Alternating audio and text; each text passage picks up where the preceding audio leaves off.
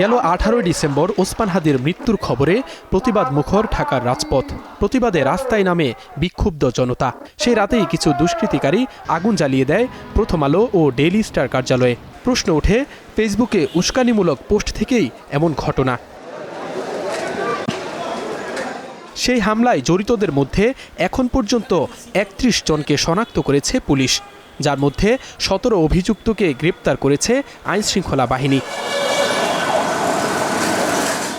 সোমবার এ বিষয়ে সাংবাদিকদের ব্রিফ করে ডিএমপি জানায়, ঘটনার সাথে জড়িতরা দুষ্কৃতকারী। তারা কোন দলের সাথে সম্পৃক্ত তা গুরুত্বপূর্ণ নয়। রাজনৈতিক সম্পৃক্ততা আমি খুঁজতে চাচ্ছি না। আমি চাচ্ছি এরা দুষ্কৃতিকারী, তারা আইন ভঙ্গ করছে, আইন নিজের হাতে তুলে নিছে।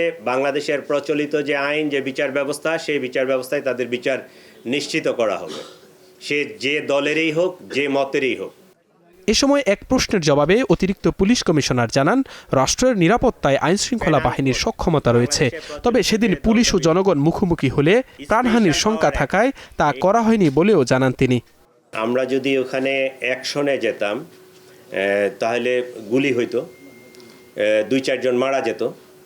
পাল্টা তারা পুলিশকে, আমার ওখানে যে পুলিশ ফোর্স ছিল, পুলিশ ফোর্সের উপর আক্রমণ করত এবং আমরা জানি না যে তাদের মনের ভিতরে কি ছিল। যদি পুলিশ ২-৪ জন সদস্য আমার সেদিন নিহত হইতো, তাহলে আপনারা জানেন যে পুলিশ জাস্ট ১ বছর আগে বিরাট একটা ট্রমা থেকে আমরা তাদেরকে এই পর্যায়ে নিয়ে আসছি।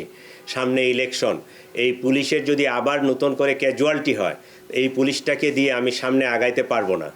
ফেসবুকে যারা উস্কানি দিয়ে পোস্ট করেছে তাদের বিরুদ্ধে মামলা হয়েছে বলেও জানায় পুলিশ। এটা আমরা কখনোই কাম্য করি না। Zisan Ahmed, Star News, Dhaka.